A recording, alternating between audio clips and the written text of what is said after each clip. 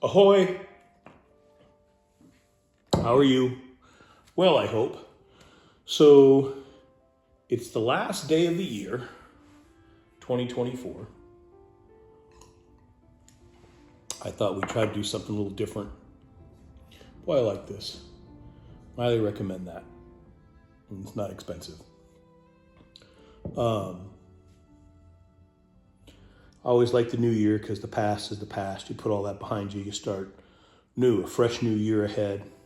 I'm not a big resolution guy, but it's always a good time to try to be better yourself in every way possible, right? Lower your debt, be nicer, take better care of yourself. All of those things. And I'm very, very fortunate being in my mid-50s. My mother's reasonably healthy. I have a very good job. I adore all the people I work with. I have a nice set of friends that I love dearly. I'm reasonably healthy. I think the trick is always wanting the stuff you have. But anyway, I thought something I never really talk about, at least that I'm aware of, are books. So I thought I would share the books that I've read over the course of 2024, and then some I'm planning to read in 25. Now, I'm not a fast reader. I think I've read, 20 or 22 books maybe this year. But I thought I'd share them with you and see if you see a pattern.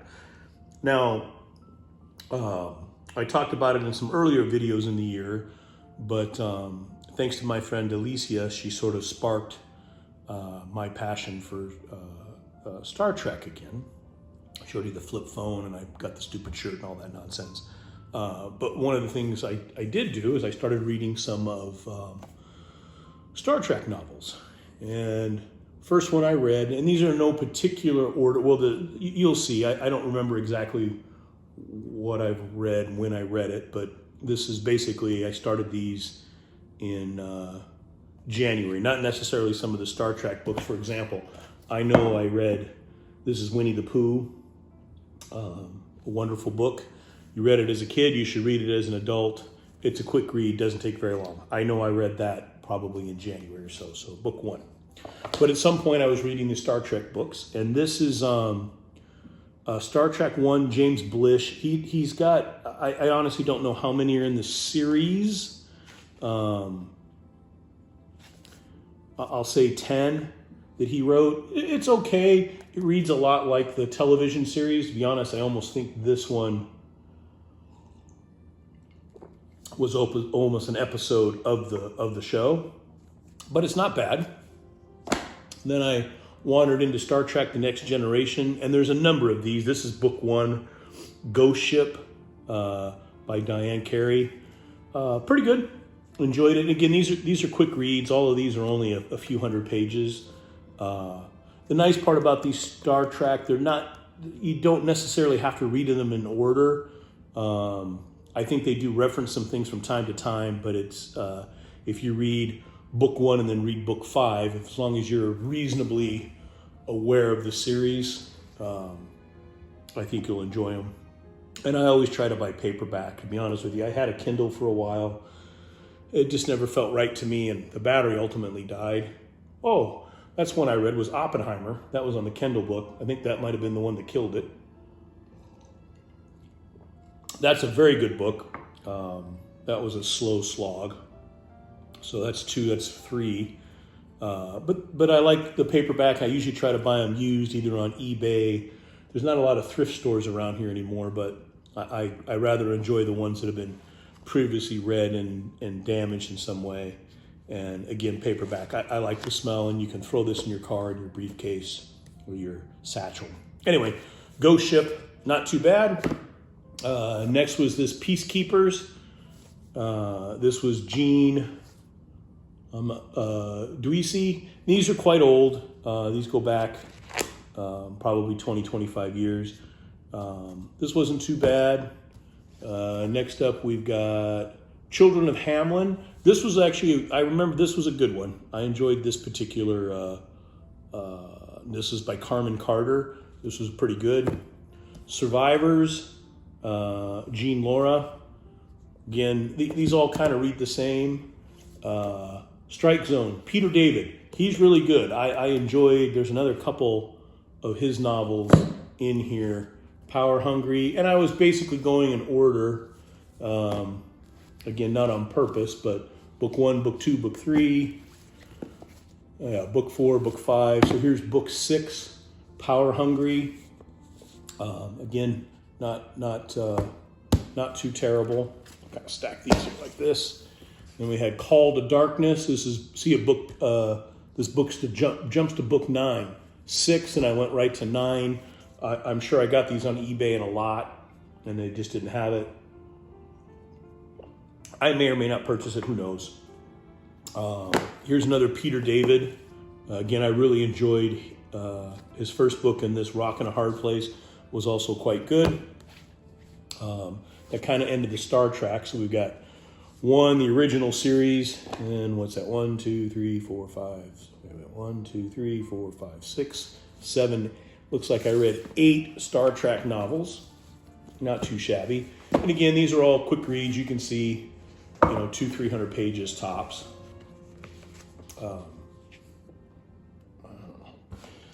Oops, hang on. Sorry, I've been drinking. Next up, Starry Messenger. This was earlier in the year.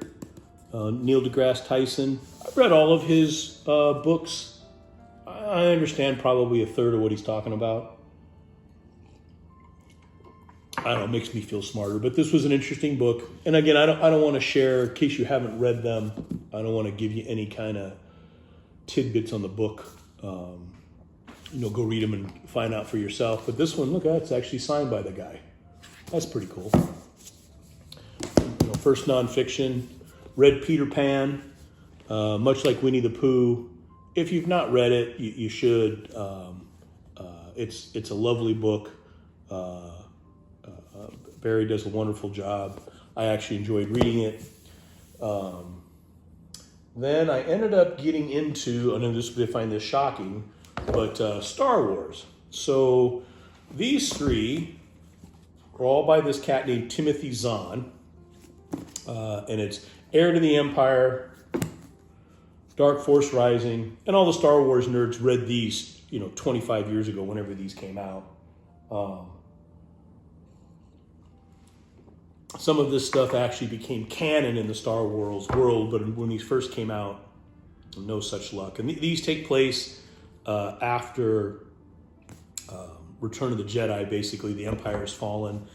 The most interesting character in these books was Thrawn, a Chiz commander. He's got blue with red eyes. But all 3 of these is Timothy Zahn. Very, very good. We'll set those there.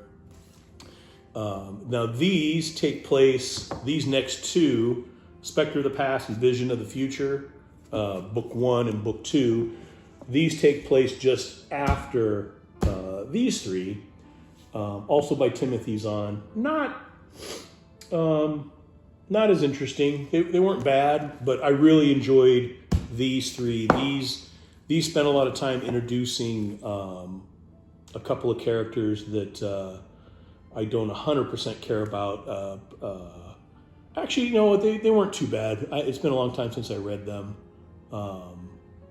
Timothy Zahn really has a grasp on Star Wars.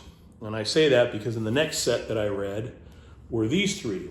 You have Thrawn Alliances, and Thrawn Treason. Again, all by Timothy Zahn. And this is all about the blue face guy. These are great, great books. If you like Star Wars at all, these are absolutely wonderful. I found them pretty quick reads, and I really, really like that character. What's interesting is, again, these 5 books take place after the events of the original, Return of the Jedi episode 6. For those of you who are younger, for old guys like me, it's the 3rd one. But anyway, and these take place just after or during, because there's some flashbacks, especially in this one, the Clone Wars, which if you don't know what that is, it doesn't really matter. But these are sort of prequels. And I'm currently reading, you can see I'm not too far, maybe a quarter of the way through this Thrawn book, which these are the three, and these are prequels to these three. This is how Thrawn, at least so far, how he got into the Empire and ended up working with Darth Vader and the Emperor, etc., etc.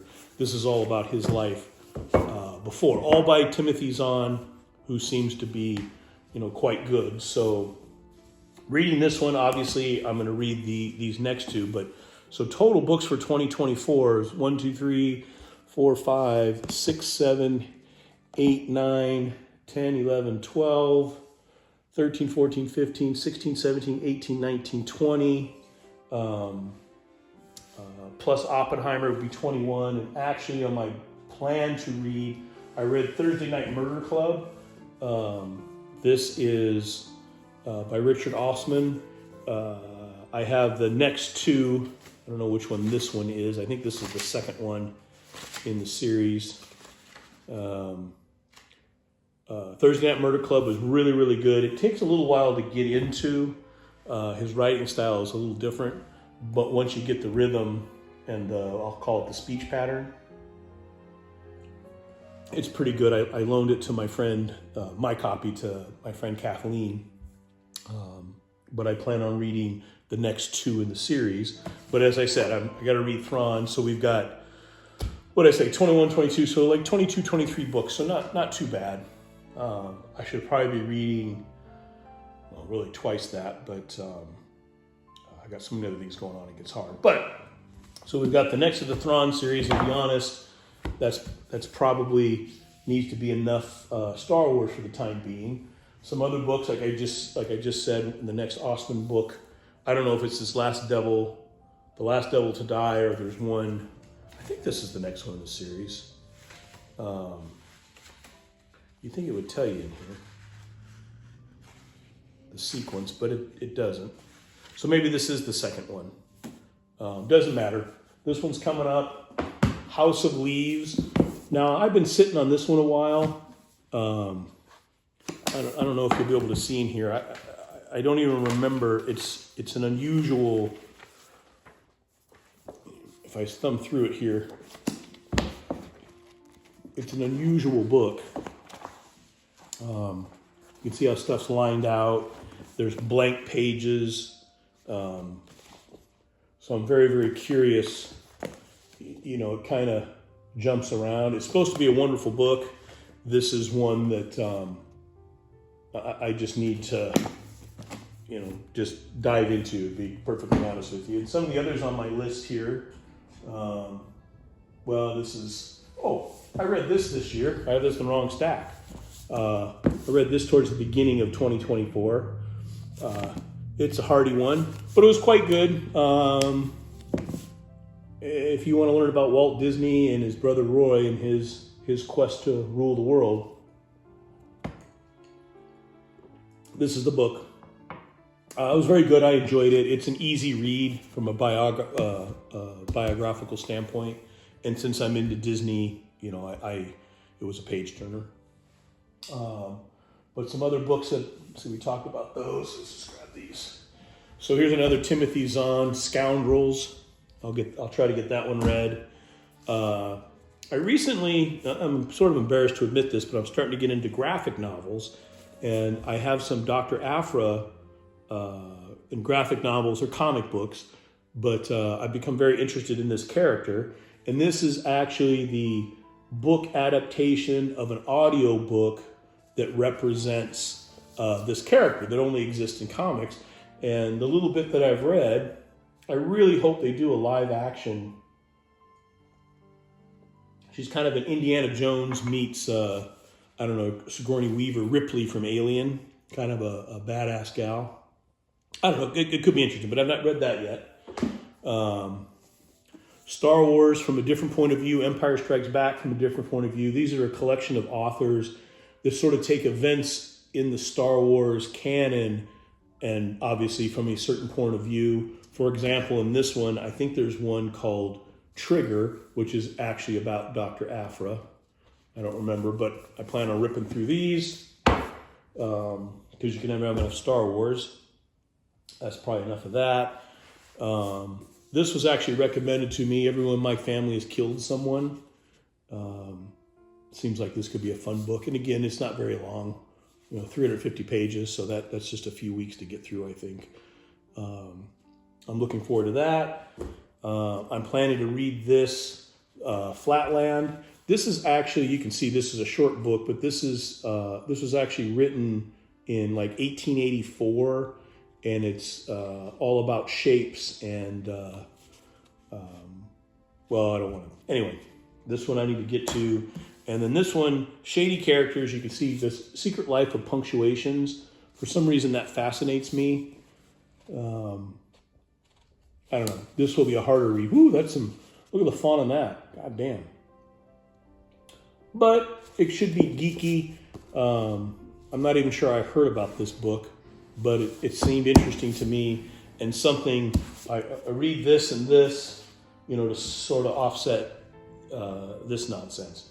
And then obviously continuing with the Star Trek Next Generation. I actually got several other books in a stack. There's actually one coming I need to tell my friend Carrie about, called Chaos.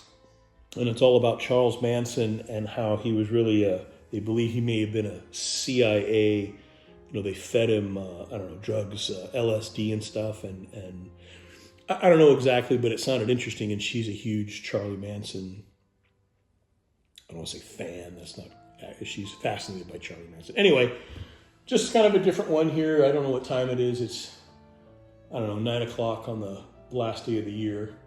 And I was reading this and I thought, you know what, maybe I'll share this with you.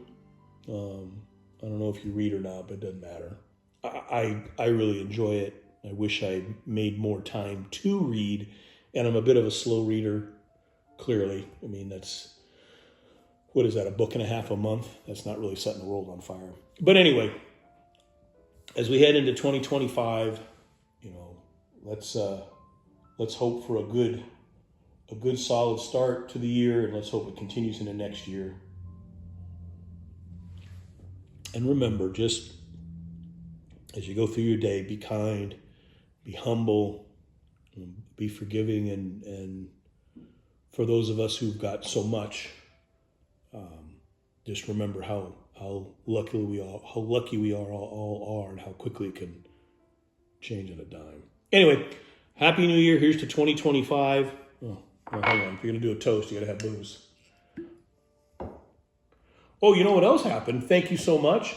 I have 700 subscribers. So here's to you. Thank you so much. That's amazing. I never thought I would hit that number.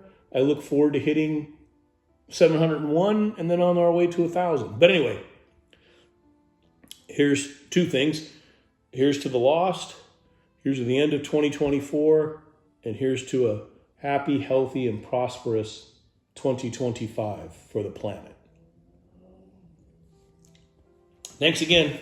I'm going to go finish this.